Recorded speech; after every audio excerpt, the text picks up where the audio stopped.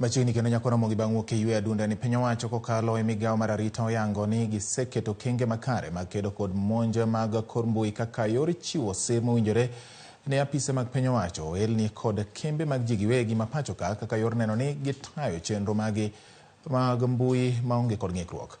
Koloso gi ute mag fwambo e kaunti ma Machakos e kinde alwora ayanga romo mar jokanyo e sekta mar weche mag arita mag kor mbui, jagoro mongirore migawo no Dr. Raymond Omolo wacho ni arita mar mbui en gino ma piny owacho geto rido mar neno ni chenro mag mbui ok obedo kod ng'ikruok moro amora thurka. Bende owacho ni giseketo chike mabiro kelo kanyakla sectors bura ma neno ni ginywako ne kedo kod monj ma itimo kokalo e mbui ma bende geto nywako pach jopiny e chenro no.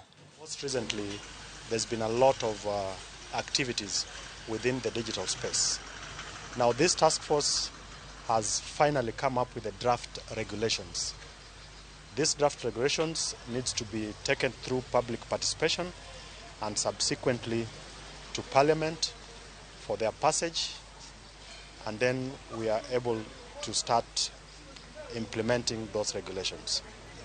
In a nutshell, the regulations are speaking to three main things.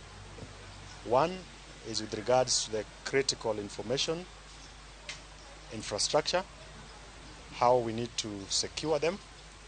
Two is with regards to how to deal with cybercrime that emanates out of the use of cyberspace. And three, it focuses on the issues of capacity building. Piny Kenya biro